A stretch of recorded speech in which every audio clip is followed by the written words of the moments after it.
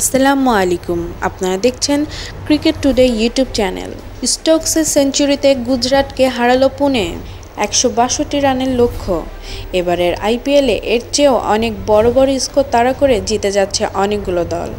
Steven স্মিথদের সামনে তাই 162 রানও খুব বড় হওয়ার কথা নয়, কিন্তু শেষ মুহূর্তে নাটকীয়তা শেষে অবশেষে এক বল হাতে রেখে 5 উইকেটে জয় তুলে নিল রাইজিং পুনে সুপার জায়ান্ট।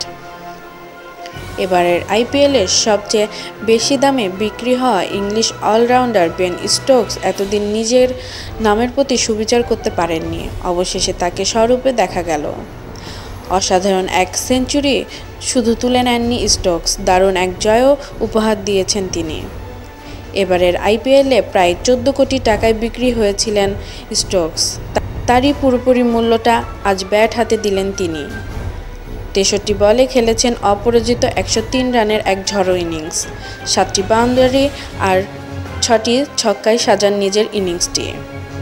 শেষ দিকে স্টোকসে নাটকীয়তা জমিয়ে তুলেন।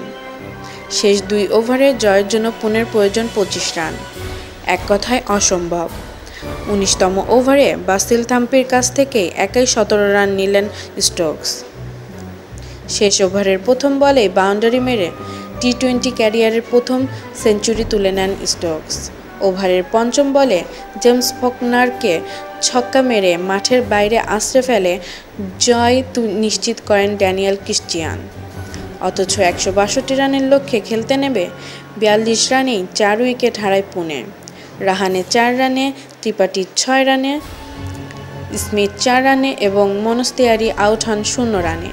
এরপরই ধোনি এবং ড্যানিয়েল ক্রিস্টিয়ানকে সঙ্গে নিয়ে জয়ের কাজটি সেরে নেন বেন স্টোকস। এই জয়ে 10 ম্যাচে 10 পয়েন্ট নিয়ে চতুর্থ স্থান নিশ্চিত করে রেখেছে রাইজিং পুনে। শীর্ষে মুম্বাই, এরপর কলকাতা এবং সানরাইজার্স হায়দ্রাবাদ। ভিডিওটি দেখার জন্য ধন্যবাদ। আমাদের আরও ক্রিকেট নিউজ আপডেট পেতে সাবস্ক্রাইব করুন আমাদের ইউটিউব চ্যানেল।